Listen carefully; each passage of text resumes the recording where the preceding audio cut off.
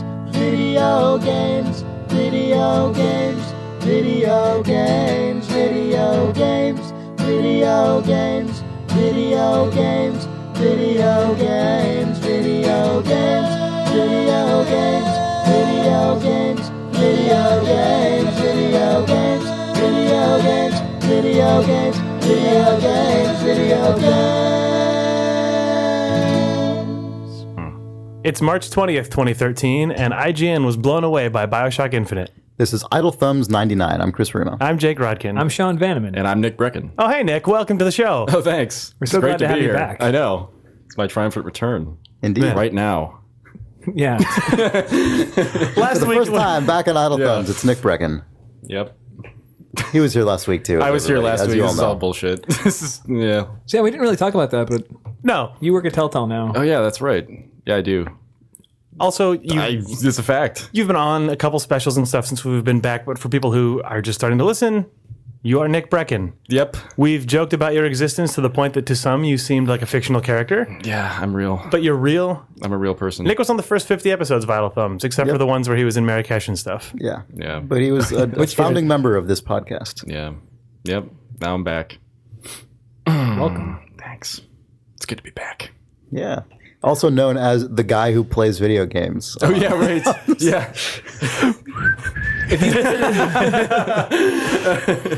Yeah. I already saw one post from someone on I think NeoGAF where they're like, I'm glad Nick's back. He's like the one guy in Idle Thumbs who seems like he could maybe actually throw a fireball in Street Fighter. Yeah. Wow. Jeez. I can throw a fireball, but I Whoa. accidentally do like 6 punches and stuff Yeah. first and like jump around a little bit, and then it goes. So you're Whatever, still fireable. noobs. Have So you back to talk about some sick games It's you time may not for- have heard of called SimCity.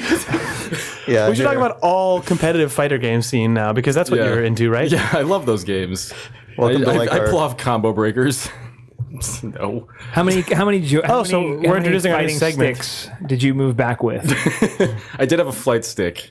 Actually, our I did have a our giant apartment- flight stick in my suitcase. Did you and you brought it back? Yeah, I did. If Well, you our brought it in your apartment suitcase, in you the- It was chose an it in. X-52, you know, the two stick. Yeah. But you No, I didn't fly. Oh, okay. I drove. But it was in a I suitcase. drove. It was in a suitcase. It was amongst your clothes. Because the calibration gets Well, off. it's in a- You have it's- that- you those are can't- all still you in a can't mess box, around with right? that thing. Yeah, yeah, I mean, yeah. you know. 'Cause So we did have- you use that? Oh, yeah. Like every time I replay Free Space 2 or like Flight Simulator 98, you know. Wait, you don't still have it? Oh, I do. I have Okay. it. I'm just saying, I'll pull it out occasionally. Yeah. Like once a year when I'm like, oh, I want to play X-Wing today. And then, oh, this is still X-Wing. When you play an old DOS game that felt like it needed to have obligatory joystick support, even though it was a cursor-based game, you bust out that Yeah. flight stick. Well, I remember. Yeah. Or like I Grim remember knowing Fandango when I people just who- want to like steer Manny around with my joystick. Well, yeah, there was no optimal control solution for that game, Yeah. sadly. But I knew people back in the 90s who played everything with a joystick. Like, it was just their default method of playing PC games. It was really weird. God, watching someone play like Command and Conquer with a joystick would just make you barf I don't know uncontrollably. I actually don't know if I've ever seen anyone do it with an RTS, although someone probably does. But I That remember was the seeing case with people N64 playing. games. Like you would have to play like StarCraft with an analog stick, which was just Yeah, oh, yeah, the yeah. I've never worst actually tried fucking that. thing ever. Oh my god, yeah. Oh my god! Like, can you imagine playing Dota with an N64 controller? Actually, so just get kill this. yourself. No, Like, there's actually a forget it. GDC talk that I just like marked today that I'm going to go to. That it's like MOBA for the console, Oh god. like gamer. Ugh. But it's like it's a Han guy, it's a Heroes of New Earth guy. So Yeah, I want to go to that now too. yeah. I want to know the secret to how that would be think possible, or like. Well, people Oh, keep you might trying have to to, make 'cause I think games it's on Friday. inspired by that stuff for consoles, right? Like, Yeah. Monday Night Combat was kind of inspired by Yeah. that, although I don't think it's No, really. It seems like the that place was people play similar. Monday Night Combat is on Steam also, though, right? Yeah, well, they made a new one that's PC only. Yeah. yeah. I mean, it's class based, but I don't know. It's a shooter. Yeah, I mean, it's pretty far removed, but it seems like a lot of people are trying to take like elements, I guess, of Lord's Management games and like incorporate them into other genres and to sort of try and like capture some of the audience of people who are theoretically interested in Lomas but are just never gonna learn to play them. Yeah, I mean, Yeah. there's sort of like I guess like Which really is it's a definitive rule reasonable set. thing to decide never to learn to play those games, by the way. I don't say that pejoratively. Wow. No, I'm just saying like because Nick, you were talking Nick, like, kind of like no, but I mean, Nick, you were just saying the other day, like how ridiculous. I never said that. All right. As long as Sean's here, I never said that. He was just saying, like we've talked about it on Thumbs before. He was saying there's all these things that he just accepts about those games that It's true. he like can remember thinking are objectively terrible design decisions. of course. Yeah. That he just has learned to live with. But like when he sort of steps back and is like, why do I have to do this constantly in this game? Like it just makes no sense. So like I can imagine for people who have no grounding in this kind of game or in just even RTS games generally, it would just be such a crazy chasm to cross that it's just, Yeah. But we, our friend Pierre is crossing that chasm. He is. right now. He has Yeah. zero Every morning is an experience. interesting experience with Pierre. how's he doing? Is he good?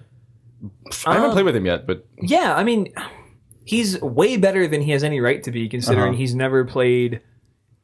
He didn't have a PC before this. Like he got a PC impressive, because we would been talking about Steam and just sort of the games we've been playing so much. And then I think Dota was the thing where he's like, I think I can get into that. Yeah, the Newegg boxes started showing up at his desk. Yeah, but he's good. You know, I think he's aggressive. He's really like aggressively curious about how to be. Yeah, he's better at willing the to game. learn. Yeah, that's good. Yeah. And that's the thing where he's like, oh, I understand how positioning is important now. Yeah, like yeah, how, especially with the type of characters that I'm playing, how being where I am on the map is paramount to success. And he knows I don't know. He's also really fun to play with. And I feel bad because Nick Herman and myself just yell at him. Like we're just what we hate. You know, and it's you funny. are actually. Yeah, no, it's You're really intense to play with. I only ever hear, because obviously we live in the same apartment, I only ever hear your end of the microphone, but it's always just you being like, no, what are you, just like, and it's funny 'cause I'm never bad. going to fucking play Dota now, hearing your side of the microphone conversation. I talked to Pierre about it. I was like, I'm sorry, man. I just kind of like, I sorry I was mean to you. He was like, oh, no, Nick was mean to me too. It's okay. No, he's like, no, I'm learning a lot. It's really good. It's fine. And I was like, oh God, I feel awful. But the problem is the game is can be completely lost in 10 seconds. The game can be, and it snowballs in such a way. And we've talked about Dota a lot, but like that tipping point, if you hit that and you see it happening in front of you, and you've been playing for 35 minutes, and you feel like the entire time, guys, we got this. We just gotta. There's one or two things. We win a team fight, and then we're just gonna wreck these guys. And when you see that starting to tip.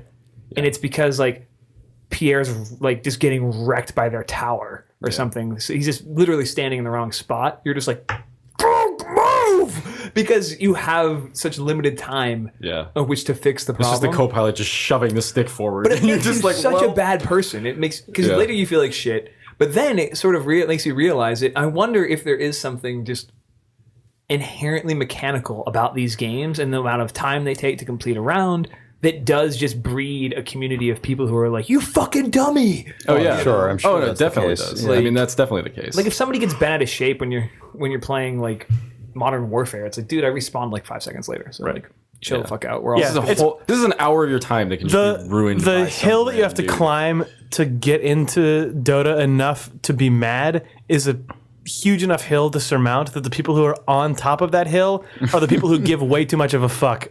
Yeah, no, Basically. that's a really good way of I don't putting know. it. I don't know if that's gotta be true. That's true at That's all. not true. Way too much of a polite fuck way to is just say like, it- you fucking retards on top of that hill caring too much about this game is what that sounds like. No, it sounds like you're invested as all shit, but it's like, I don't know. You're right. To me, not being up there, it's just like it is just you care way more than you should. But it's How do because you watch professional sports where it's like, look at them crying they lost the World Series? this isn't a professional sport. This isn't the World Series.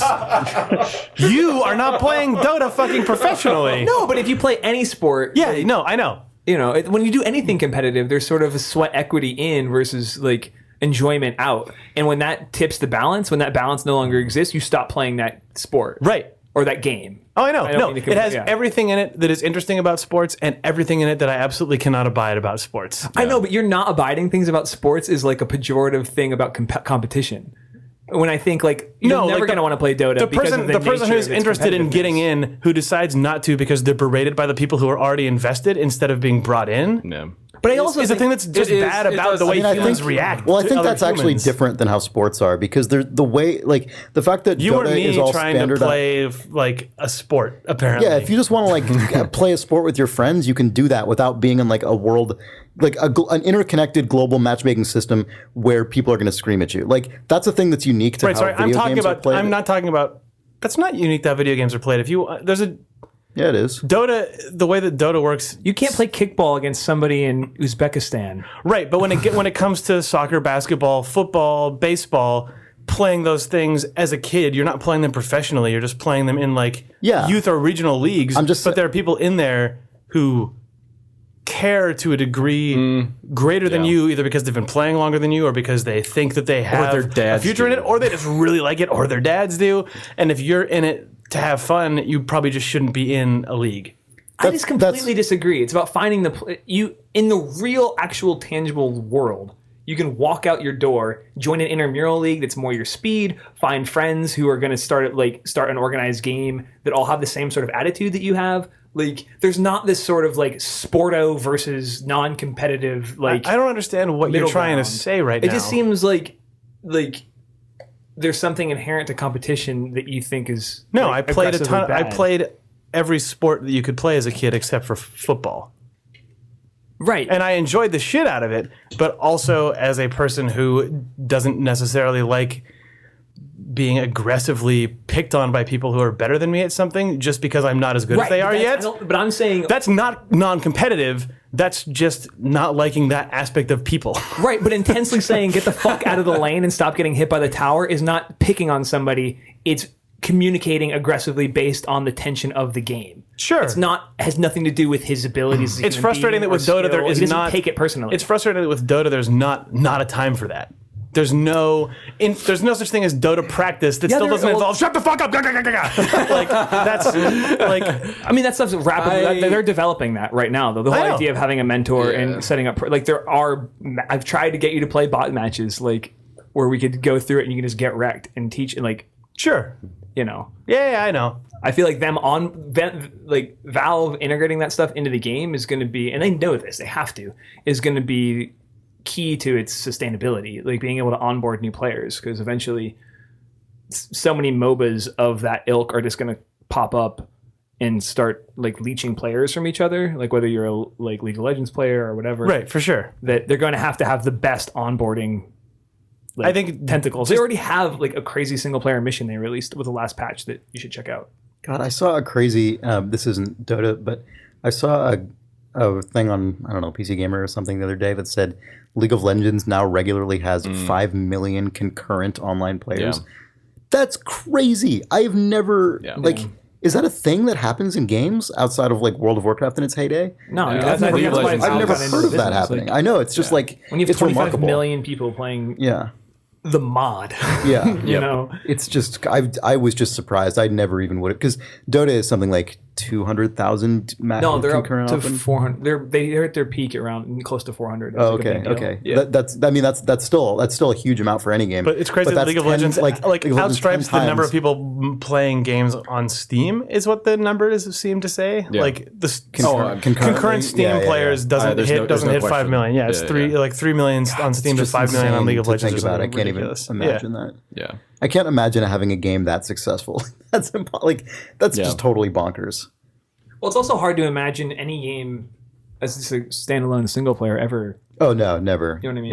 Yeah, Being something like that. no. Even, I mean, conceivably, BioShock Infinite will be the most successful game of this year. Just when you think about it, like when you look Like at the just landscape. per unit sales. Yeah, you know, and even that, like. It's not going to have 5 million 7 million. concurrent. Right, Something even like if it's no matter how Even many if it it's- sells, right. they're not all going to log in at the same time to play it. Yeah. Because 5 million concurrent League of Legends players means huge League of Legends Yeah, the install install base. base is bananas. Yeah. Like 6 million.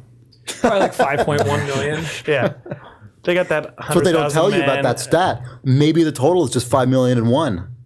Just one of those. It's one of those sneaky stats. They have where one guy kinda who try subs and- out. There's a tag out system. in 5 million days. Yeah. Everyone will have had a day of rest. I don't know what that means. Okay. SimCity? Yeah, that was a very energetic, all over the map opening the podcast. Yeah, that was. And now let's It was talk like we just about. played a Dota match. I'm like, Oh, you did. oh, Isn't that what Jake and I Dota is? just You guys? never talk about Dota philosophically. Yeah. Like we're just two completely different human beings. Well, what's funny about is how I we kind of feel split about the that stuff. difference because I'm not quite as intense as you, Sean, but I also do find myself just mentally just fucking you, goddamn, just leave, just leave. You're the worst. Oh, well, you're gonna I've call heard you. I'm just saying. Okay, I've heard. Like, But I don't. the What I call don't of the do though is I Nick, your don't. mic's actually always on, just so you know. Oh. Sorry, just you at home not knowing the mic's on. Just a video where you can't hear the sound because it's just in headphones. If you're just going, fuck. Fucking run out of, go home. Fuck. And then eventually you just hear, we can Sean hear is you. just pointing to Sean, yeah, I know. I'm being accused. Well, because like this is, and I mean this with all. First off, you're lovely. Absolutely, everything. You don't do anything wrong. You don't do anything wrong. I like your tone. I like your energy. I like your enthusiasm. I like your commitment. Yeah, but you're fired. This is just the coach. Like, Yeah, this is. You're like, if I was just had a sound capture, it's Happy just goodbye, dishonored Nick Breckon. well, just See, and you just sort of understand, these though? sighs that start to get audible, and then just like. But you understand though, that is me. God, Bryan Cranston as Dota Nick. That is me releasing my anxiety, and then I let it go, and I don't berate people. Though that is me, like that is. But everyone can hear it. You should just uninstall. But did he say that? of course, should I say that? Yes. Maybe I just lose my mind when I play Dota. I don't even know who I am. I'm like the Maybe Hulk. that's what's actually I'm happening to oh, what did I everyone. do? Because there are times where you're like, Remember when you call that guy a little whiny bitch? Like what? No. I think you have blackout. Because like today, you were And then like, Sean replays the fraps that has all of Including somehow like Nick's webcam feed. what the experiment Or has you just begun. see like my head just snap. Like I'll install. blank, I'll just like- install a webcam covertly in Nick's office in our apartment. Yeah. Just want to turn it on whenever. The Nick Breckon Well, Show. that's right. And then I'll leave it on all the rest of the time honestly, for my if own we purposes. had better bandwidth, like at the house, I would totally stream matches when Loma LLC is playing. Yeah. Like yeah, because we have a full team now, which is good. Yeah. Yeah. But I feel like I'm somewhere in the middle of Jake and Sean on this as well, but in a different way than Nick is, which is that I'm totally fine with the like degree of competition, but I just personally, it just makes me really quiet. Like I'm the opposite. you're like, really quiet. I don't, Well, I'm pretty I don't quiet, like, too. I mean, I don't like seethe or yell. Come on, 'cause Nick's like trying to grab onto anything here. No, but I'm not. Well, you know what it is? You know what it is? see, Chris. I'm gonna turn this around. Let's though. talk You know about what it being is? quiet. It's because I'm playing with you guys, and I feel like persecuted. Like I'm like, oh my god, they're gonna see that I'm fucking up. Like No, you're good. You were destroying. I love his that enemy. Nick- like when I play Nick has when I play with returned- my other friend, I'm just we just do nothing. Like we just bullshit around, and we don't even care about whatever. But when I play with you, I'm like, That's the real way to play. Sean's gonna see I'm bad. I gotta play better. Nick is better than all of us. He's also the most. Is he? Because I At think it's certain hilarious that Nick has good. like returned to the not Breckon. podcast. Sorry, I meant in Nick. time to be in time to like be dethroned as Yeah. the default idle thumbs guy who's good at games like this, Right. Which was Nick for like 4 years until Sean's appearance. You're good. You're better than I am. It depends. No, you're good. You're really good, Nick. You were like 9-2. Is You try really hard. we never win. That's the problem. You never see me. You're in my really prime. trying. I never feel like You I'm were gonna win that one, but your connection was I'm bad. never fulfilling my potential when I'm when I'm in like Lomas. Like We were destroying in that match. I'm just a mess. Now you're just being like mom. Now you're just, no, we did really well that one Well, I time. mean, You're so then- doing a good Remember when you job. got that one guy? Do I need to talk to your teammates about this and tell them how hard you're Meanwhile, trying? clock up to Sean. Get in the fucking game. No. It's fine. It's Jekyll okay. and hiding. Yeah. Oh no. I feel like between Pierre, Nick Herman, Yeah. myself, James, Mm-hmm. and you, there's good communication. I feel like there's a level, like a nice breadth of all of intensity across the board. Because I'm not near as intense as Nick Herman. Oh really? I don't think I've ever played with Nick, so I don't know. But Get ready. That's not true. Played with Nick that night. Oh, you thought it was that's Sean. right. Oh yeah, I did. No, it was just kind of like, we've never played Dota together when he first started, when he first came back. I was like, what were you talking about? I do think you go into a fugue state. Maybe. Yeah. No. Yeah, I remember that round. But no, you get quiet. But I Yeah. think you're focused. I try hard. Like, I can tell that you're- just, I can tell that you're I just know intense. that everyone in the game is like way better than I am, and so I always feel like I don't know. I just get really like concerned, and so I just don't say anything. I want to play more, but I have a hard time like knowing the amount of time that it would take me to get really good at this game, and knowing how much time you guys have on me. Like it's like a self-defeating not as thing. You know what I mean? Like important. I just don't know where. Seriously, like if this is like, You plateau eventually. yeah, I mean, yeah. you level and you're on off. There's plateaus no for long periods of time. Yeah. But Pierre like took 3 big jumps, and now like I like going to like public matchmaking, just he and I with like any time, and I wouldn't feel like I had to like I was like shackled to him. Or anything. Right. Mm-hmm. Yeah. So I mean, I don't know. But they did just release a little like weird 5-minute single player campaign where you just click through like this very like a unique where they map, just kind of give you the and there's like nuts and story bolts of and the shit thing. that happens and like, go up this creek and kill these guys. Is it a good story? Is it a Legend Oh, of it's the pretty. Dotas? I mean, I would say it's narratively taught. Yeah. Yeah. Like I would say Faulkner-esque. Like Sound and the Fury. Right. Yeah. That's what it reminded me of. Are they going to do a novelization? Idle Book Club potential? Oh, absolutely. Yeah. Nice. Dragon That's Knight fun. and the Squirrely Creeps. Or Maybe whatever the Dota book. That'd be good. I'd read that one. I'd be on that episode. I actually read. Sorry, tangent. Crit Pain went mid. No, I please, read- please, tangent. Yeah. I welcome this tangent No, I with actually open read arms. I read the. I don't know why I did this, but I read the entire Left 4 Dead comic series recently. How was it? It was good. Yeah. Yeah, I liked it. I don't know.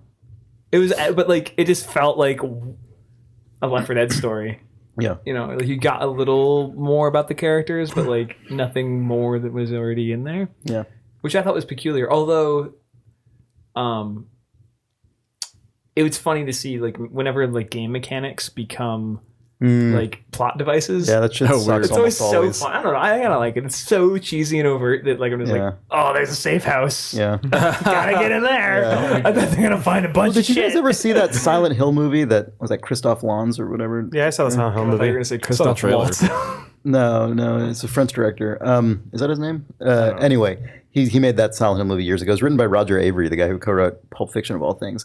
And like I mean, there was some cool stuff visually in the direction, but like it was a pretty We were talking about this the other suspicious day. movie. Yeah, we were. Like the weird and there's a platforming scene. sequences. Yeah, I never like, saw the there's a movie, but scene in where the it's trailer, like- there's just like a girl They're like jumping in a over things. hotel, and I can't even remember what surrounds this, but like then there's the hotel desk with all the keys, behind it in classic fashion, and they're like, "There's the key that we need," and they basically solve a just slowly platforming jumping rotates. puzzle to like get over to it and get the key, and it was such a weird, horrible example of like taking a thing from your game and integrating it into the movie. And how not to adapt the thing. Yeah, exactly. That. Yep. Or They're all immune. That's the thing you learn about in the Left 4 Dead comic book. Is they all? I thought we knew that somehow. Oh, it's been said before. Many times. The legend speaks of 4 who are immune to the infected. but they like get captured by some surly Marines and things like this. Of course they do. Look at those zombie guys. Those surly classic. Marines. Yeah. Apparently, the armed forces cannot keep their shit together during the zombie apocalypse. Says every zombie thing ever. Yeah, that's true. Yeah. Yeah. Imagine if they did. 4 random, just untrained, just people. Right. they're Well, it's immune. not even about Ass kickers. even staying organized. It's about the moment that the world falls into apocalypse, they just become like bloodthirsty. Oh, hungry always. rapists. Yeah, Oh, yeah. They're just totally. capturing humans. Yeah. Yeah, because they can. Anyway, we are the Walking Dead. Oh, we're Left 4 Dead, you mean? Yeah, sorry. The What did I comic. say? yeah. God. Oh, yeah. Speaking of things that are bad, what? Are you gonna? I've just been drinking. No, actually, Are you gonna dump on SimCity? No, I'm gonna dump on the Yes, free you are. game. Oh, you're gonna do that. The what? Okay. The free game. You heard about this, right? Wait, you're going to dump on that, of all things? I thought it was kind of, I thought there's I thought it was basically, I don't know. I woke up this morning and saw a screen capture of Chuck Jordan's on Chrome browser on Twitter that was that site. Like, here are the free games you're gonna be able to choose from for buying this one that didn't work. Yeah. Just 404ing, which was funny. Wah, wah. Yeah. So that had a server error, which I thought was funny. But then when you go, and I mean, it just feels like SimCity 4. If you don't like this Yeah. SimCity, get the free other SimCity. That's 4 amazing. is on the list. That's so good. It's so, That's it's pretty really the hilarious. best. Yeah. I don't know. Plants vs. Zombies. Excellent. I guess I'm just going to get Mass Effect, Mass Effect 3. Like, that's exactly what I said I was going to do last week, I guess. Because I have a friend who wants to co-op it. But yeah, Nick was extolling getting the SimCity virtues 4. of SimCity 4 this weekend. Nick was showing me his SimCity 4 cities and being was. I'm laughing at the way you just said it. lamenting the new game in 'cause comparison. I played over the weekend probably at least 8-10 hours of SimCity, which is more just like the more video game. That's, More game than that's the I've ever longest played. interrupted stretch, at least that I've put into a game, probably since like Portal 2 or some stupid. Maybe. I don't know. This is the first time. But like We've shared a living area for over almost 3 years. This is the first time in our knowing you that I've left the house in the morning with you playing a video game and come back when the sun was down and then you still playing the video game. The thing about it is it makes me want to play SimCity 4, a game I've never played, but like the first couple of regions that I played in the new SimCity, I was like, okay, I'm just doing the same thing over and over again. I'm trying to max the height of skyscrapers. I'm trying to max the wealth. I'm trying to max happiness. And then finally the region interconnected stuff came online. And then I said, okay, fuck that. I'm going to start, like, I've built the city that's so good that I have no industry. I'm going to build a city that has industry in it. And I'm going to meet the regional demand for that because that chart finally popped up. And then I got in and started building. I started no longer doing what I thought it was aesthetically or culturally interesting and tried to actually just play the game for the sake of doing well financially. So I made basically a fucking atrocious factory town called Industrial Despair that is just nothing but low to mid-grade residential, and then just like 3 or 4 concentric rings of industrial stuff planted over the top of. This was an accident. Planted over the top of an oil deposit.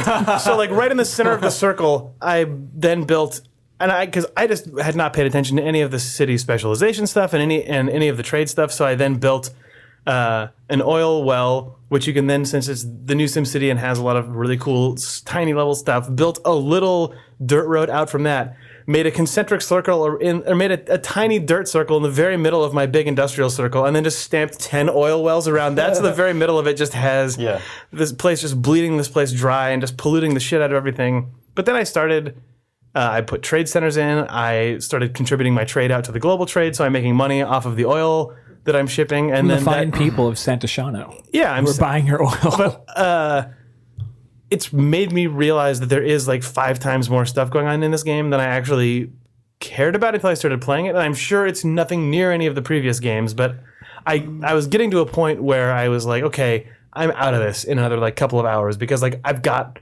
my skyscrapers, I've got my beautiful looking city. And then I went, oh fuck, wait a minute.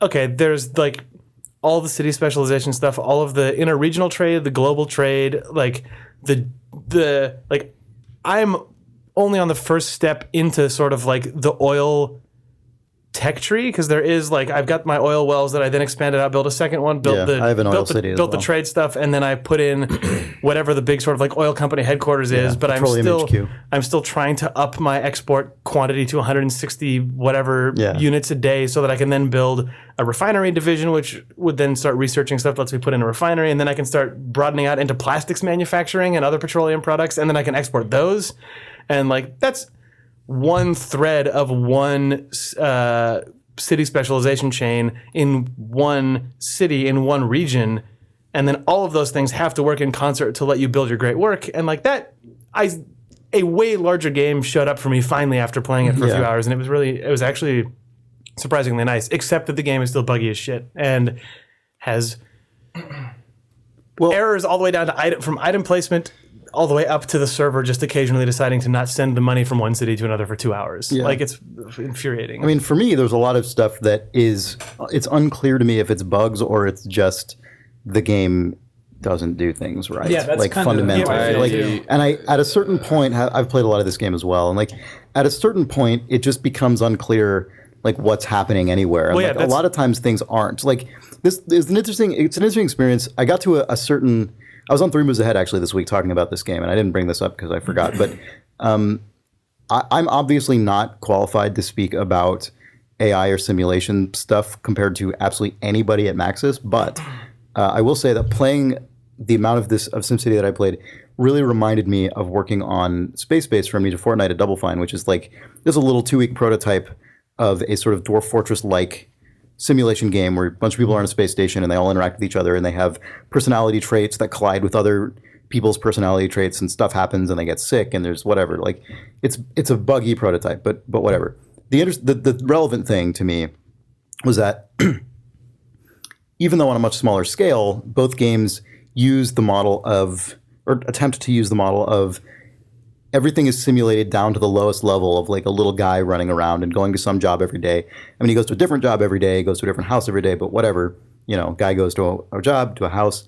And theoretically, everything at the high level of the game, like, flows from stacking all those systems on top of each other. But the thing that's hard to actually do when so much of your simulation is at that low level is have the result be any kind of identifiable momentum or trend, because the more you simulate at the low level, the more everything just starts to kind of approximate each other, and it's hard to get like meaningful through lines. Right. Like I was talking, it's even in another even more coincidental occurrence. I was hanging out with Chris Journey last night, who used to work at Double Fine and now works at Supergiant, and he actually. The relevant point is that even before Double Fine, he used to work at Relic, which made Company of Heroes, and he was talking about combat design in that game back when it was still in development. And at a certain point, they got so in depth with the simulation that if a tank fired at another tank, there would be 40,000 variables that were, like the result of the simulation that was just testing all kinds of, I guess, like atmospheric conditions and like ballistics and armor and just all kinds of crazy shit. But the result of simulating that much stuff at the low level meant that the actual, basically every combat encounter was just 50-50, because the vast sum of all that stuff just kind of all evened out. It's like, it's what happens with large numbers in simulations. Like, it's like when you do a just simulated noise and you just do random noise, it just ends up being bland, unidentifiable nothing. And that's why we have algorithms like Perlin noise to make more interesting versions of that. And I feel like in SimCity, I mean, again, I'm sure people at Maxis know way more about this than I do, and I'm sure they've thought of all this stuff, but it still feels to me like the end result, you have this city where a lot of stuff's happening, but you just never know why. And like everything kind of contradicts each other. Like I had everyone constantly wants more residential in my experience, no matter what kind of city I have. But it's unclear like why people want anything. Like do they just want it because they just always want more of everything? Because I'll have businesses that go out of business like immediately, even though they were just moments ago saying, we've got lots of shoppers, business is great, tourism is great. Now they're shutting down. I immediately bulldoze, immediately new ones come into the place, and immediately build these huge skyscrapers. And I'm like, if demand's not that great, Sean and I have been trying to figure that. Like, thing. it seems like it acts like it has some sort of underlying cross metric of income level versus education level versus demand, but none of those things are expressed in a way that you can try to easily, at least to my knowledge, understand if those are the things that I need. How do I make a business going that can meet those, or is the game even paying attention to that? Is it just are there autonomous systems that aren't talking to each other enough? I think what's happening is that a lot of those, like, you have a particular block, right, where like a business could fill it in, right? And it's like, well, according to all of these variables that I'm checking, like land value of this area, like population, like education level of available. I've determined, like me, the system that is determining what to build here now, I've determined that this is appropriate for like a large high density skyscraper, like high value commercial. But that doesn't necessarily mean anything in the context of like the entire city. Like this is the thing that I feel is lacking in this game, is any kind of permanence or identifiable like mark of different neighborhoods or areas or even cities. Like everything just seems like it exists in a vacuum that can be destroyed at any moment. Like there's no permanence. Like there's absolutely no penalty for just bulldozing everything and building more stuff. The vans come in and everything's immediately restored and immediately build new things. Like it just, nothing in this game feels like it has any sense of weight or history, which is what a city is. That's the entire thing that a city is. I really think it would be interesting if everybody went and played SimCity 4 for next week, just for like even a half an hour, because that game does all of this stuff really well. And it's just really odd to me that this... I mean, it's really clear that I think that this game is just simply incomplete. It just feels like they intended to make all of this stuff work and then just couldn't make it, and then it just got shipped out the door. And I don't like. It's. Well, I mean, go ahead. I don't know, because I've been thinking about that a lot. Like at that exact point, you articulated it a million times better than I ever could have. But like, I have this one area of my town, that industrial area, where these giant mega factories with like, they have holes in the middle. They're super high like tech. Super crazy, like tech enormous. factories. They look like if they were being built, they'd be $400 million buildings. Right. Yeah. Just obscene. They look like you have like crazy Blade Runner factories moving. Like your industrial center is populated with Blade Runner. I have bulldozed the same area. Yeah. This same enormous building. How many times? Like 20? 15, 20 times, because it moves in, goes out of business for no workers. But it says, I need unskilled workers. But then it turns out we don't, even though we invested this huge amount of money to build this building, I guess we didn't actually know anything about it. But you have a city full of people who all There's not want a jobs. yeah. They all are like, there's not enough work in the city. And then you have the industrial area just self-destructing over and over again. So I mean, that clearly means I need like uneducated workers. I have no idea, because I pursued education, how to make that happen. I'm telling you, you got to put in that microprocessor factory. I know, you got to put it in. Going to do. But I guess theoretically you have another town, right? So I with build no mass education, transit like a crazy person, hoping to. Anyway, like, but the thing that I want to get to is, if you can't bulldoze anything all the time with no permanence, they can't sell you a $15 marina. I'm dead serious. This game just feels like a fucking like microtransaction pasture to me. That's funny. It doesn't feel like that inherently to me, but maybe because I'm like, I just feel like the more it does. No, I'm not saying you aren't right. I'm just saying like I've been all of the things that I perceive as troublesome about this game, like I've been kind of tracing all back to the simulation model, which I still think is actually really admirable and cool. And what I think they should have done is determine the point at which the low-level agent-based simulation, which in a lot of ways I really like, and it is actually really cool when stuff is working how it feels like it should. I feel like they should have figured out the point at which that reaches its maximum like when you start averaging and abstracting. Yeah, because the thing about the mid layer or whatever. Right, because the whole reason statistical modeling works is because you don't need to know every single individual factor that results in the thing. You just know empirically, we've looked at a city of this rough population and density and geographical identity and so on and so on and so on. And for whatever reason, this is consistently the case in this city.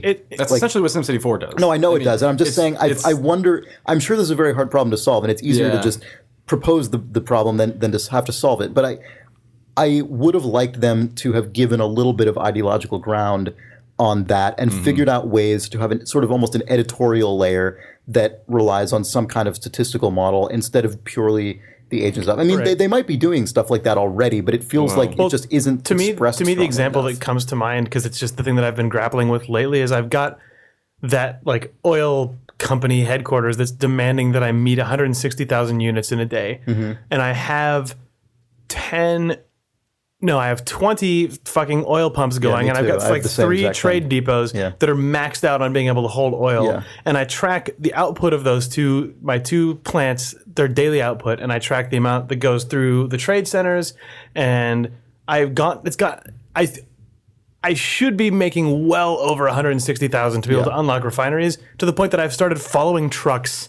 Individual trucks and counting the number that they drop off, and I'm like, okay, this number does match up, but I think that the game is deciding somewhere inside of the trade center that some of this stuff's getting sold back locally that I can't control, or some of it's going somewhere else. That's what I'm talking about with stuff not being clear if it's a bug or if it's how it's supposed to work or what. If this game was willing to be a little more abstract and would just say, what is the total number of oil that you've pumped? And I don't care where the truck drives it, I don't care where the truck drops it off, I don't care where the trade depot does it. You've done the work as an oil well maker to just get we can sort of average out like you did it. And it feels like instead they're like, we're waiting for that one day that the 6th truck happens to make it to the thing, but also demand for export happens to be low, and and every day your meter starts over. So it's very also frustrating. looking at forums about this particular problem, there some of the instructions do specifically say max out your trade centers, turn them off, set them to local only, wait till all the trucks show up and fill all of them up, wait until 12:01, turn them all back on and set a micro SimCity. You literally have to you have to force all of your trade center oil tanks to fill up and then flush them immediately, otherwise the graph isn't going to go up all the way. And it's like, that's there are some goofy things you can do in this game. But I mean, that's just that's the kind of thing that I'm totally fine with existing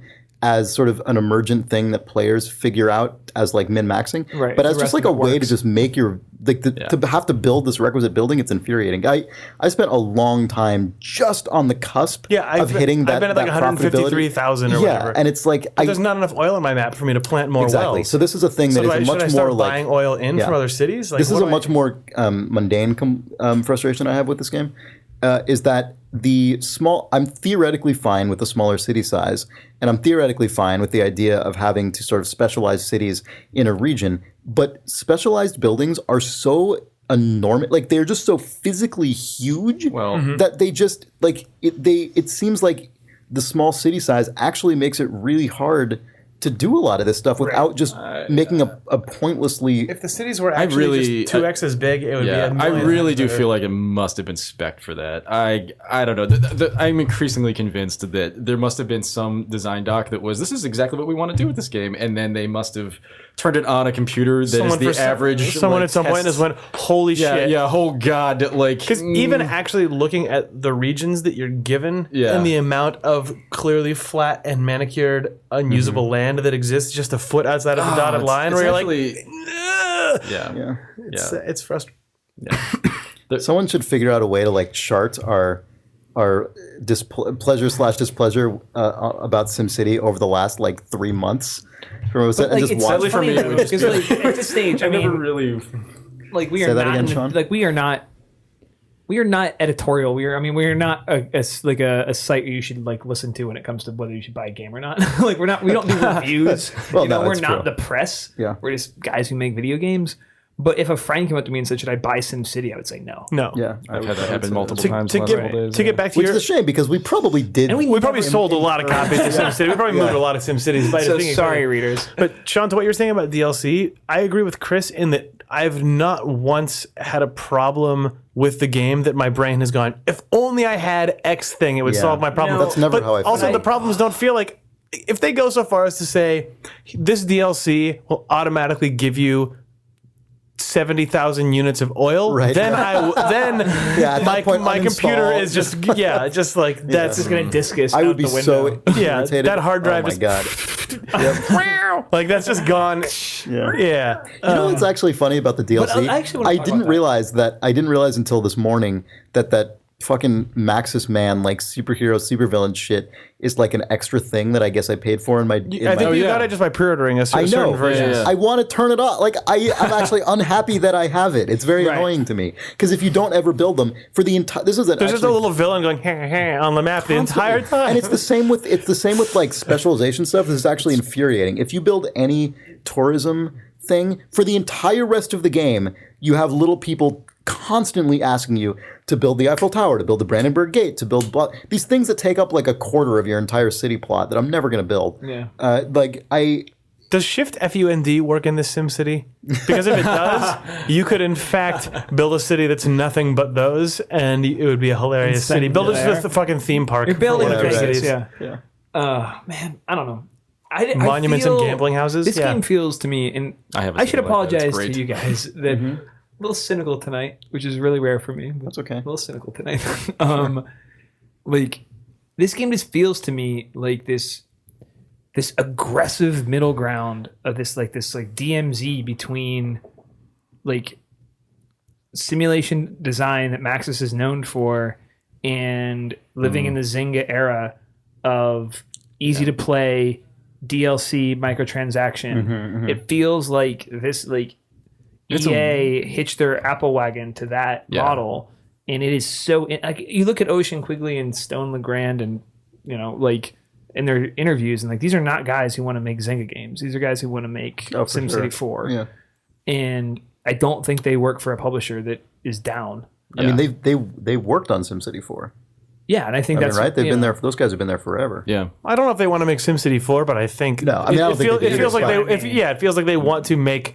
What you can tell is actually at the emotional heart of SimCity, of the current SimCity at its best, but it's very much buried under a lot of shit. Right. Well, one of the things of all kinds. I kind of there was a time where like in the sport of like Gen 2 of Facebook games, I went in and just explored what that was like.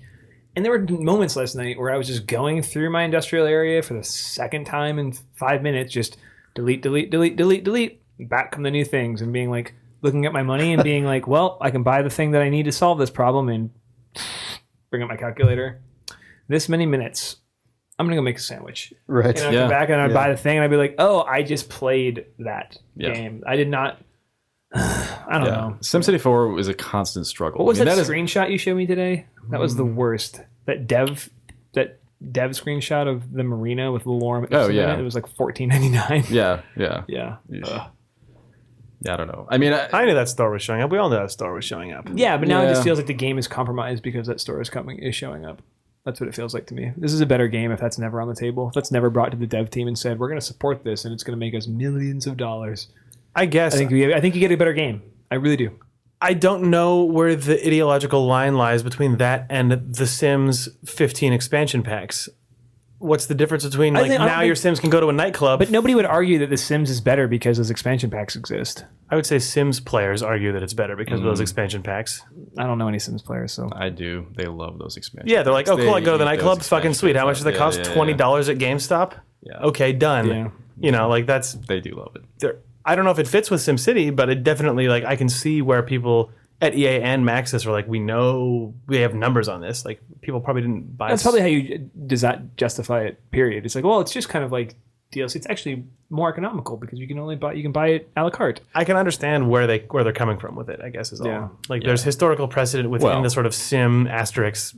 There's precedent with the MMO world. I mean, right now, and to a huge degree. I mean, $20 mounts in World of Warcraft. I mean, this is like, this is just in that vein, but it's not an MMO. So it's just but it is. This player base is just going like, because they're not thing, used to that kind of thing, but that exists, and that is what they're. We're probably winding down to SimCity, but I want to bring up one more thing quickly before we do, related to the sort of MMO thing.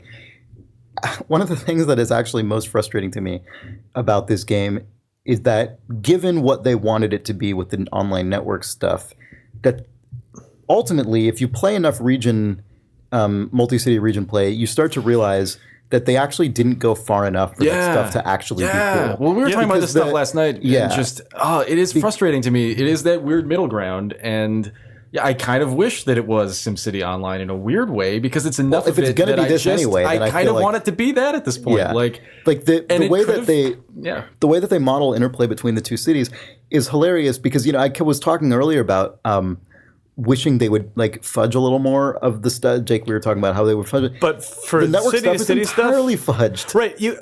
Except for like you can loan a specific number of vehicles, but then when it comes to workers and when it comes to economic even the vehicles, trade, it's like it's still bullshit. Like the cities don't coming from your city. Yeah, the cities sitting in memory. Because anyone at any time can be running their city in whatever simulation speed you want. It's all nonsense. Like nothing's happening simultaneously. Like you can go into another person's city and be observing their city at a different rate than they're playing. Oh yeah, and the cities are just totally out of sync. Like they can't allow anything to actually happen synchronously. Which it seems like at that point. I mean, not that it's an easy challenge to make an online complex synchronous multiplayer game, but it's like the fact that they didn't actually detracts a lot from the potentially cool things you could do in a region with other players, and makes it so it's just one more factor that piles on to that. Like, I just can't tell if stuff's working or not, because sometimes it's like delayed, and sometimes it's just you're on a different simulation tick than the person you're playing with, and sometimes like the servers are just bogged down, and maybe sometimes it is working right and you just can't tell. Like, right, and sometimes it also just feels amazingly organic. Like sometimes it's great. You're just like, I have a region with Nick, and like there is some amazing stuff in there. Like I made a I mean, I think how negative I'm being is belying how much time I put into this game, and how much of that time I have enjoyed, but like. It's enjoyment that is constantly tempered by frustration. Anyway, so Nick and I have a region together, and we I built a sports arena in my city in the middle of my oil field. Is hilarious. I built the city. You built Houston. You built Texas. Yeah. I built Craptown, and it's exactly what Jake. Oh, it sounds like industrial despair. It's so much like yours. Yeah, it's like not to be confused with the worst. Well, the city of Worst is actually like the gem of our region. It is really a That's thriving. the whole tagline. Yeah. If you were Worst, it's actually the best. Like the Reno sign. If we give you a list of our names of cities, you'd be like, where do you want to live? You'd be like, oh, I want to live in Baboo, Kazoo. It's like, you don't want to live there. Let me tell you about this place called Worst. Did you see Baboo Kazoo? Do you guys also have a city named Baboo Kazoo? Oh, we do! Oh, was it the city that was originally called Kazoo? Yes! Yes. Oh. That's Baboo Kazoo. Yeah, that's Baboo Kazoo, and mine too. So that's the story I was going to say.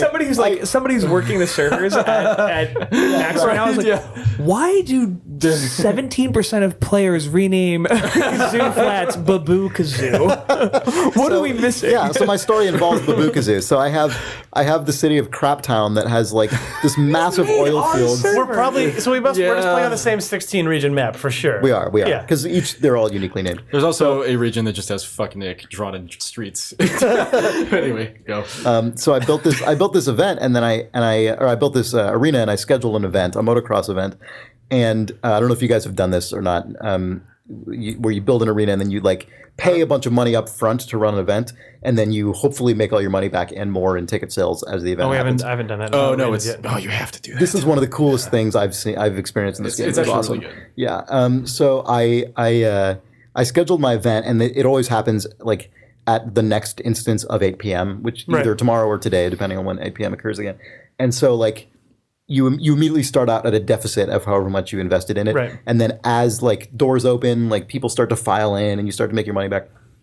And I remember I was like really worried. It was the first event I had run, and Nick was extolling the virtues of doing these big tourism events. And I'm like, oh, I'm really worried I'm going to lose all my money. Like I haven't sold enough tickets left. And then once it got to like 6 p.m., like 6:30 p.m., I noticed on the freeway there was this just like mile-long traffic jam, and it was all municipal buses from Baboo Kazoo, and they all just like turned off the interstate into my city and like took an immediate left, and all just piled up in front of the arena, and just one by one these buses just ejected busloads of tourists from this neighboring city who all just filed immediately into the arena, and I just watched the ticket sales skyrocket.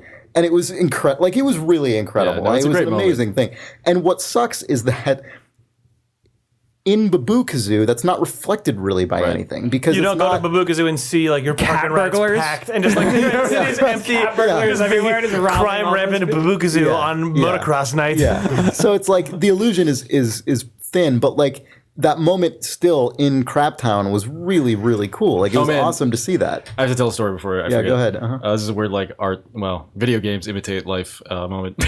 But, so... Take that, Ebert. Yeah. But, no, I built the sports arena in the middle of town. And what town? I don't know. Probably Bumbly Hills. I don't think I renamed it. but yeah. So you name all your towns like Breckville and Breckton and Breckenburg. Like, all of his towns are just his name. I'm just going with the convention. You know, it's like a Midwest state. Anyway, so so I built this stadium, and I was running like the lowest tier events for the longest time, and finally, I remember this. Yeah, I got the courage up to just run like the World Series or like I think it was like the World Cup. And so I pulled the trigger. It's like 150,000 simoleons, and I was like, "Oh Jesus, this is gonna be great! I'm gonna make 300K. Got this in the bank. Like, oh, it's gonna be. I was like already spending the money. I was like, I'm gonna build this. I could hear him saying this all out loud. I was like, oh yes, and so I'm like, I'm watching the clock tick. You know, I'm just sitting there doing the MMO thing, just waiting, just count my money already. Just all right, it's gonna be great. Gets about 6 o'clock, and I just hear this. And I realized, like, no, my power plant just died completely.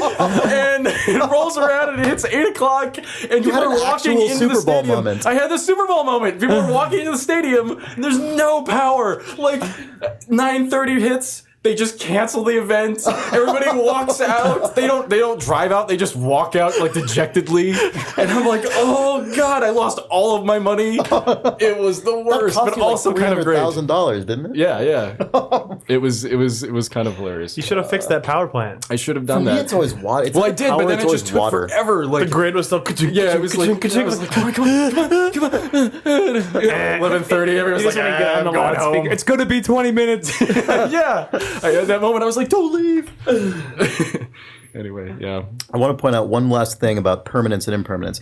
The one permanent thing that I've observed in this game that is the most infuriating goddamn thing ever is how quickly you just churn through water that just doesn't come back. Oh, yeah. It's infuriating, and it's so bizarre. Like, it's fine as long as your city is still only at a population such that you can supply all the water needs with water towers.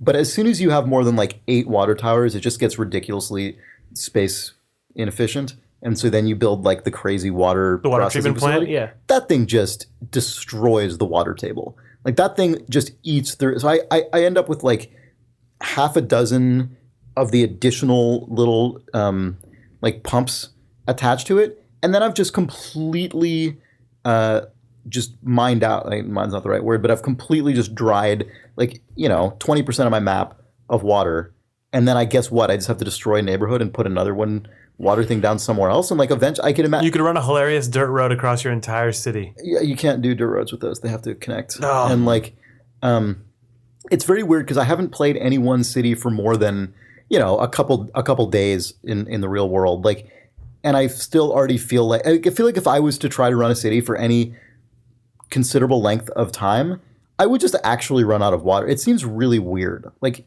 in a few months of in-game time. I mean, maybe that's not right, but it seems like it's the weirdest way for them to pick their battles in terms of what's actually going to be the thing that is just gone forever. I mean, I realize in the real world, water conservation is important, but like not at the rapidity that it seems like they want. It seems like they want you to run cities long enough that you can build all the assets to make it great work, and then just go to a new map. Like that seems. Yeah, I guess it's just not what I enjoy about stuff like this. Right? Yeah, they're simulating the Rust Belt. Yeah, is what they're doing.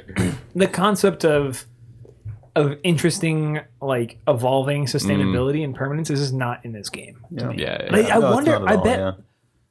But something like I kind of bet the leads would disagree though. No, they said I remember seeing an interview with I can't remember if it was Stone LeBrand or Ocean Quigley, but one of them said something to the effect of like, we want players to have to come up against like hard limitations and make the hard choices that real cities do. But like in my opinion, there aren't interesting choices to make at a certain point. It's like at a certain point, it's like I'm just done. Like I gave up all my wind power and went to oil. I mean, I do things like that. Yeah, I mean, I switched to nuclear and like I killed all my solar and wind. Like, no, I agree. That is interesting.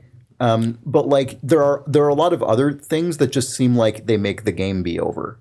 And I'm like, that's not interesting. Like, that's just when I play this game the same way that I play. I think their hope is that you're going to start buying water off the global trade market when you use your but it's just that's true. Which often it turns out is cheaper than getting your own water. Yeah, I like that stuff a lot because you only buy the exact amount you need, which makes it more efficient. Like it's attractive and good, but it still feels just silly to me. Like it seems like they're maybe they're putting a little too fine a point on it in a way that it just makes the game seem bizarre. It's like Chinatown. Jake. You know what I mean? No, the whole movie's kind of about that. Yeah, I was just, You weren't looking at Jake when you said that. No, I wasn't. I was referring to Jake from the film Chinatown. It's like Chinatown in the movie. He's like, Jake, it's like Chinatown. I think he says it's Chinatown, Jake. Or it's. He says, forget it, Jake, it's Chinatown. Yeah, that's right. He says, it's like Chinatown, Jake. Come on. It's like Chinatown. With the water and stuff, like the movie. I'm in it now. He's referring to the movie. Yeah. In the movie. Yeah. Haven't you seen Roman Polanski's Chinatown? Turn to the camera. Let's take a break. What? Okay, yeah. Is that the theme from Chinatown as performed That's by what Sean happens. Van It's break theme from Chinatown. Yeah.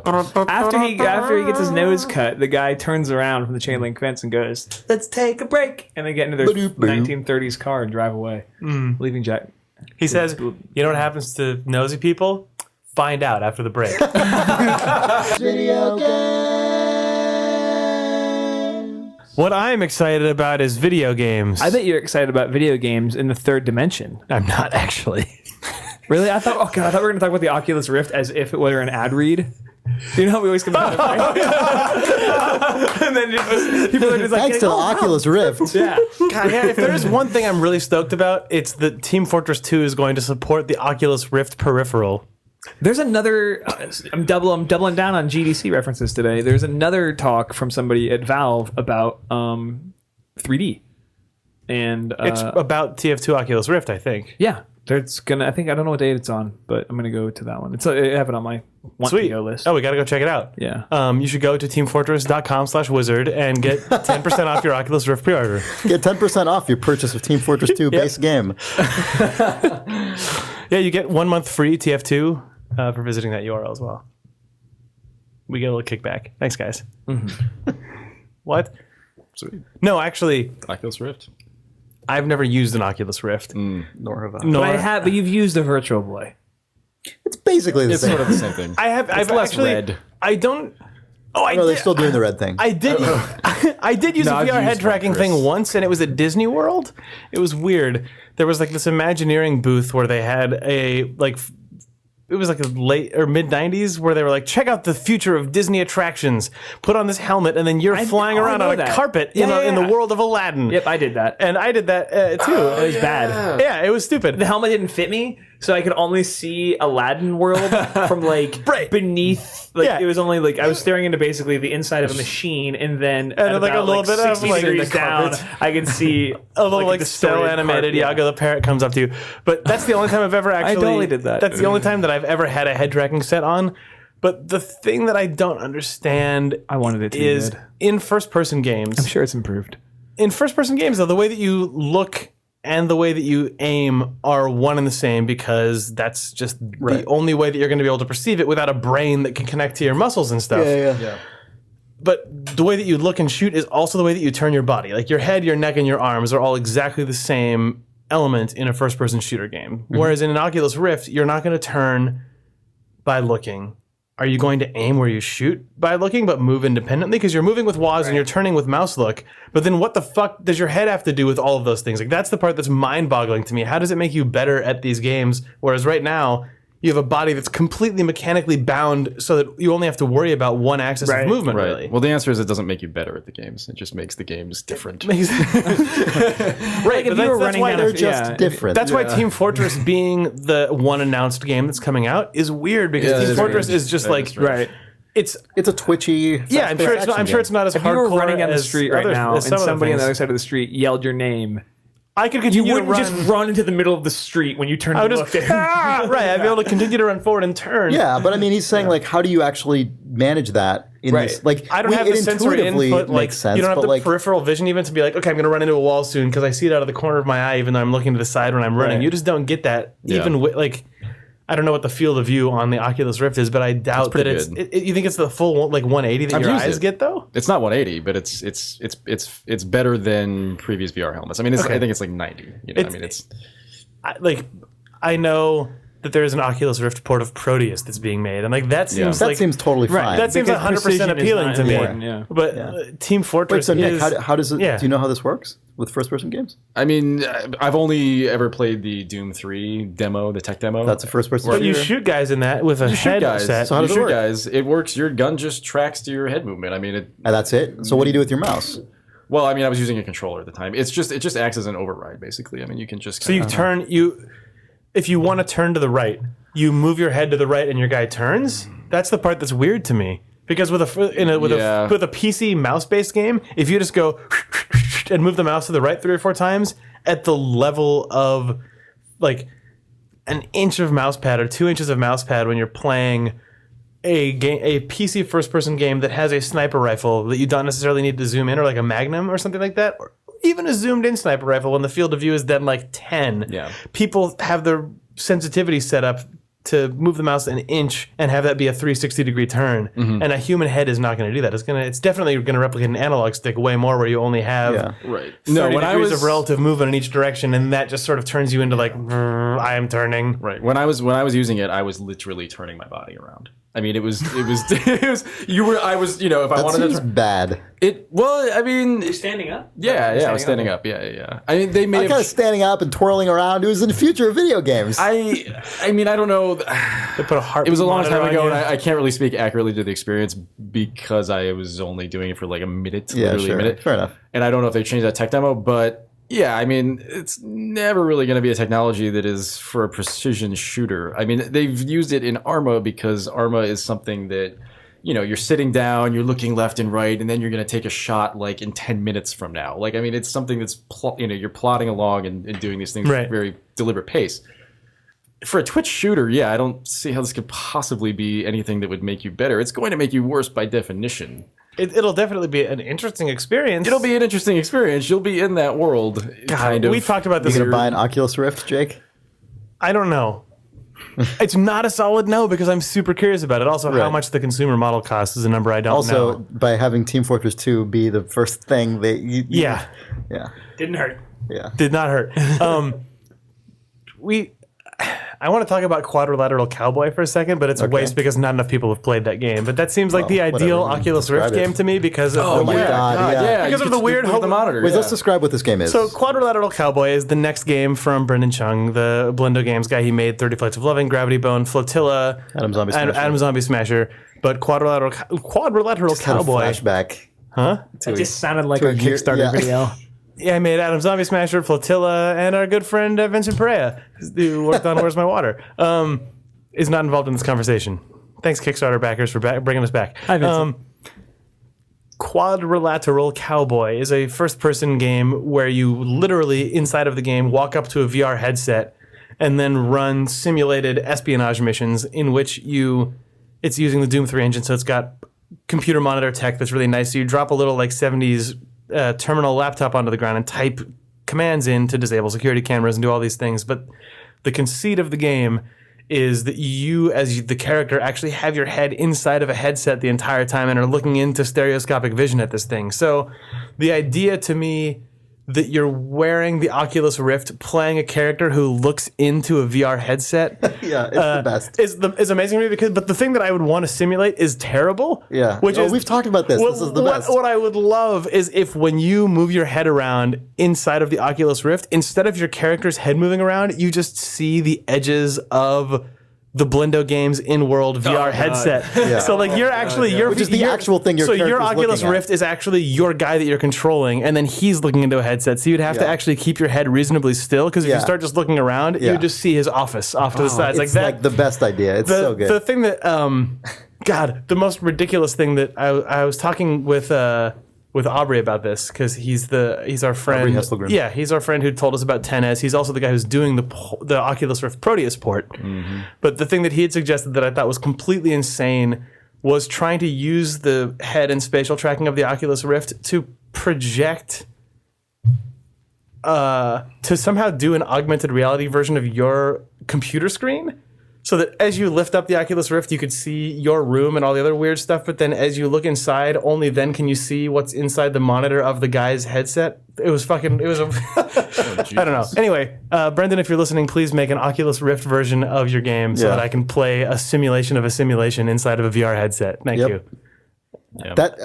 Sorry. When we were talking about that a few weeks ago, that made me more excited about the Oculus Rift than I've never been excited about anything about the Oculus Rift until that was the other thing about it that's a tangible get is that you would be playing Quadrilateral Cowboy in stereoscopic 2-screen 3D, which also in and of itself is cool. Yeah. Like the way that the UI works, and it's sort of got analog video glitch overlays and stuff that clearly happen at the surface level, but then it's implying that there's sort of this perceived geometric depth. Having the game actually render like full screen static effects over all of the like on a completely different plane, like completely over all that other really stuff. Cool. That game would actually be sweet. To your face, essentially. Yeah, so that's like the actual 2D surface of the displays are glitching, but then independent of their 3D rendering, it would be really cool. Yep. The actual other game that, for that exact same reason, that would be pretty cool is Double Fine's Autonomous. Oh yeah, because that game is just like you're drowning in cyber garbage. I can't actually play that game because I literally can't see it through the insane crazy overlay. full screen processing effects. Anyway, so now if you're really tired of Dota and SimCity and you find Oculus Rift talk to be boring or impenetrable, thank you for listening to this podcast. Are we calling it?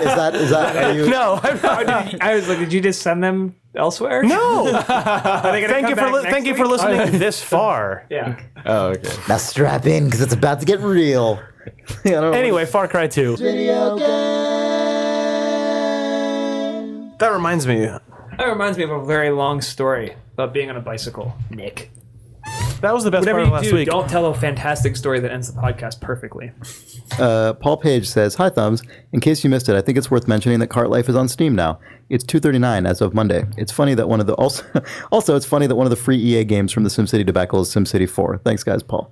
Yes. One thing funny, the other thing absolutely fantastic. Yes, Cart Life is on Steam. You decide. If you were waiting for that to happen, yeah, it's happening. Really, really great.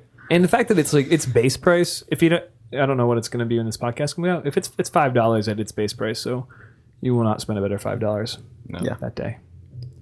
Unless it's like, give me $5 or I kill you. then you'll bat $5. That's a pretty good $5. Blow your brains out. Yeah, it's hard to find a Give me better a deal. Finsky. I was going to use this on Cart Life. What, Cart Life's on Steam? I really want that $5 now. He shoots you no matter what. Yeah. Fuck me. And then the title card comes up and says Cart Life. All right. Your cat goes hungry that night. Anyway. Jonathan Crarup says, "Hey guys, the way you're going on about SimCity 2013 and the features you like about SimCity, Tropico, and the Anno games, I really can't help thinking that you guys, especially Chris, would be really happy playing Caesar 3. Not Caesar 1, 2, or 4, but Caesar 3. After playing a few levels of the campaign, try one of the Peaceful Province sandbox maps.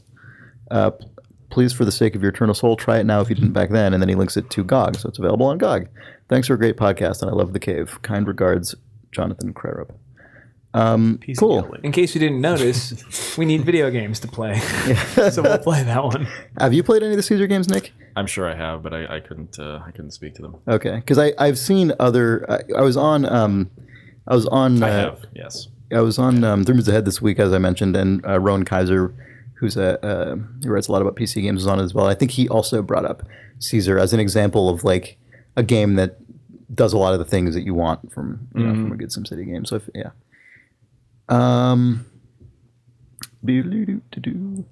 man, Michael Cahill wrote in with the exact same question about. Oh no, it's not the same question. All right, it's about the Oculus Rift. He says, "Hey Thumbs, having listened to a recent podcast where Gary Whitta joined the long line of people who had their road to Damascus moment upon trying the Oculus VR goggles, it got me thinking. The idea of completely enveloping myself in a video game world by entirely filling my field of vision with a virtual environment is intensely appealing. With that level of immersion, how do you think this will change the way games are made? Will we need to have a gun out in our hands all the time when simply walking around a space is completely engaging on its own? When I go hiking in the mountains, I don't need a firearm to enjoy myself. Will we still need that when I visit a virtual mountain, town, or even another planet? Food for thought. Cheers, Michael Cahill." I think the fact that they're trying to do a Proteus Oculus Rift port will be interesting. Yeah. For that reason. Like Gone Home would be really cool. Yeah. Yeah.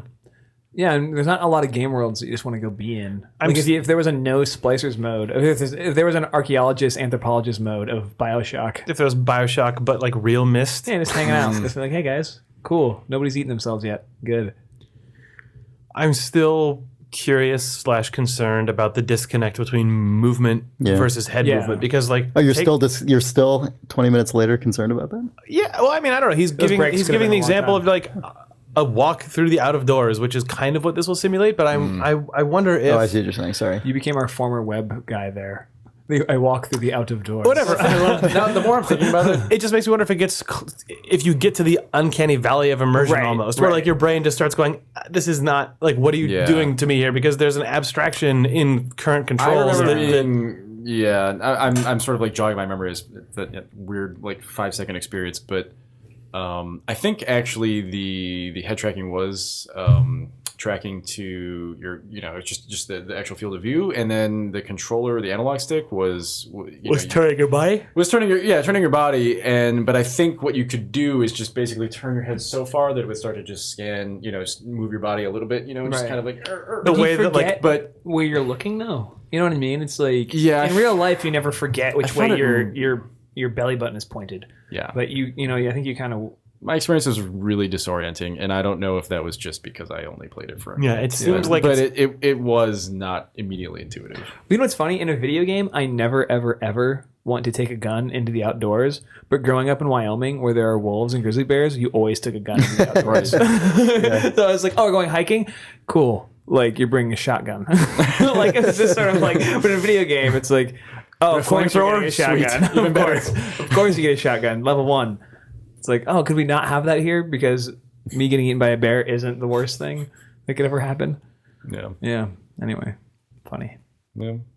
Well, thanks, Rowan. Yeah. So if we're going to wrap this up, there's a really interesting email from Randall Thiel, who it's just not a question, just a kind of an nice little inspirational rumination. He says, "Hey Thumbs, your discussion in episode 98 gave me the itch to reinstall SimCity 2000. While I was waiting for the GOG download to unpack, I loaded up the manual, which is a whopping 138 pages. I've bought $100 textbooks with less text than this. I wanted to share a small selection of philosophical asides from the manual. These are sprinkled throughout the manual in little blue boxes. So everything else I'm going to read here is from quotations from the SimCity 2000 manual."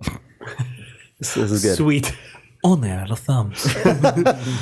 Cities are for people. A place for their hopes and dreams, their work and play, their homes and homes for their children. Cities are alive and have personalities, each different from all others and each in constant change.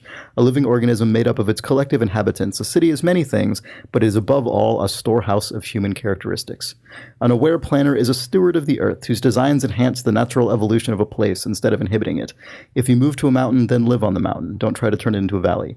If you move to the desert, live in and with the desert. Don't pretend it's something else and plant yards with water-hungry grass. City planning in the United States has most often used economic and technological and scientific variables to drive decisions regarding its municipalities.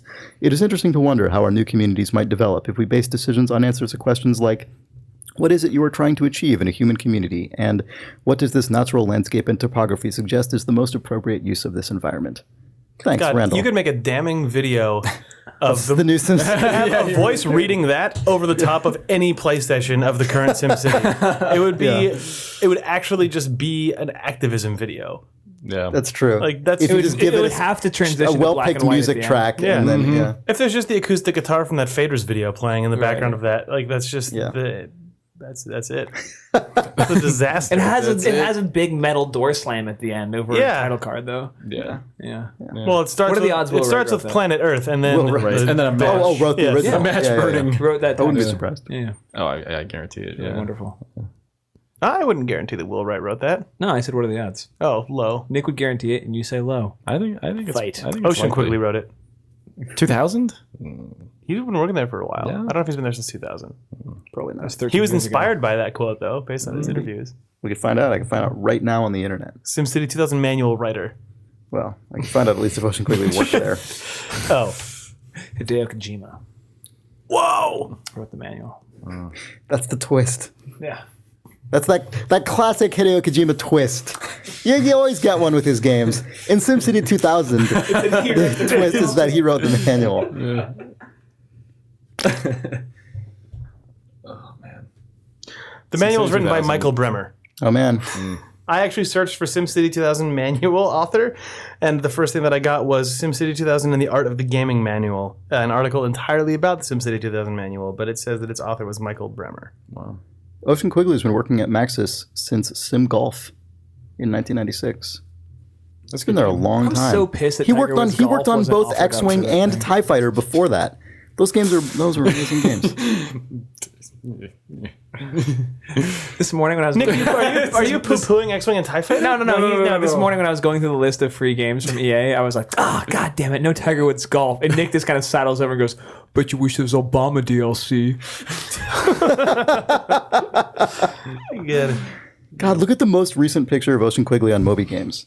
Look at this compared to what this guy looks like now. Like, wow. Yeah. He's Yep. Amazing. It's so young. he's one of those guys from that play video games all day commercial. Where it's like tighten up the graphics on Yeah, level 3. yeah. Yeah, that's what he looks like. Yeah. So we're doing a soft fade out here on the podcast tonight. You guys are just now on your iPhones. I was looking at pictures of Ocean Quigley Okay. to pin to the inside of my locker. By locker, I hope you mean our desk cabinet over there. Yeah, I'm an Ocean Quigley booster. I mean, and that's something I think is one on some real things to say here. It's real talk. I didn't want to say that, so I had to find But like words these to guys seem like incredibly passionate, like Yeah, and really thoughtful, yeah. thoughtful designers, and I really respect that. Like Well, regardless of the outcome of what I'm playing, and I don't. It takes a lot of people to make a video game, and it takes a lot of marketing departments to ship a video game. So It's but I was, that needs to be said. it's one of those games that I will continue to play because there are just flashes of brilliance. Oh, that for sure, absolutely. And that's what's so tragic about it, right? It's Well, just It's like and a OJ lot Mayo. of it's like what? OJ Mayo is an NBA star who had flashes of brilliance and has since I fizzled see. out. Got it.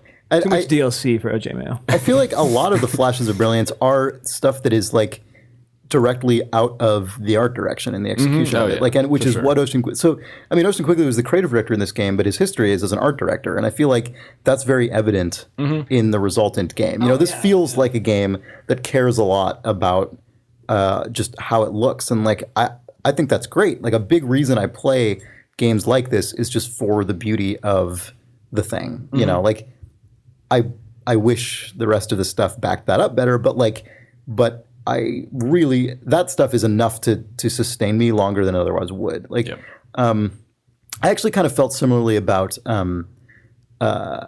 Civ 5, like just how beautiful that game is buoyed a lot of things for me. Although I want to say just immediately after saying that, I think Civ 5 is a much stronger game, like underneath the Nick is giving me hilarious looks. What is your? It's stronger than SimCity 4. Okay. SimCity 5. Yeah. SimCity. Yeah, that's what I'm saying. I thought you were going to say that. No, I'm just saying I don't mean to make the. I don't mean to like. I was going to leap across the table and maul you. No, I'm just saying I don't mean to make a direct comparison between the new SimCity and Civ 5, like as identical in every respect. I'm just saying that I loved SimCity 5. Civ 5 a lot. Yeah. And disproportionately compared to other Civilization games, the like visual aspects of it seemed like really inspired and just remarkably beautiful, and like sustained a lot of additional interest on top of what I already enjoyed about the game. Yep. If GTA 5 is a piece of shit, it's just going to prove that nobody can make a good game after they name something 4. Well, Nick, when we were talking the other night, you were saying how inherently weird it was that this game even exists at all. It is. It's really surreal to me that it exists. I mean, and that it also then exists within that weird space of just being kind of neither the single player, neither online or single player. Just everything about this game is strange to me when I think about it. Like, and it goes all the way down to like map size and just everything about it is just bizarre. But yeah, the fact that it even exists. What a weird thing that it's 2013 and we're getting a AAA SimCity game. I don't know that. But just as somebody who's starting to feel more and more removed from the game I said that cycle. about XCOM, and I said that about Civ 5 as well, though. I know. Just what? Like, why do these keep happening? Yeah. Maybe they keep making each other happen. Yes. But now, but we're in a weird place now. Where do we go now? Yeah. The uncertain future of they're going to release the real SimCity 5, the one the fans deserve. I don't think that's ever going to happen. They're going to release a first-person shooter. I mean, yeah. Yep. Streets of SimCity 2. God, where's Streets of SimCity? Oh, where is it? You want that too, right? It was underneath my Christmas tree in 1994. Oh, that's where it is. And I remember getting that and just, thanks, Grandma. I really wanted Shadows of the Empire, but this is fine, I guess. Oh, you wanted that Dash Rendar experience. I did. Yeah. Alternate title for 2 episodes ago. Oh, yes. Yeah. SimCopter. We have kept this podcast on life support for a solid 10 minutes. Bye. Yeah, I know. Questions at allthumbs.net. So you guys... I got nothing. Goodbye. Did you guys ever play Centipede? Video game. It's March 20th, 2013, and IGN was blown away by BioShock Infinite. This is Idle Thumbs 99. I'm Chris Remo. I'm Jake Rodkin. I'm Sean Vanneman. And oh, fuck. Oh, it's fine. You're here. It's Nick Breckon. No, I'm the guy. Who are you? No, I'm the guy.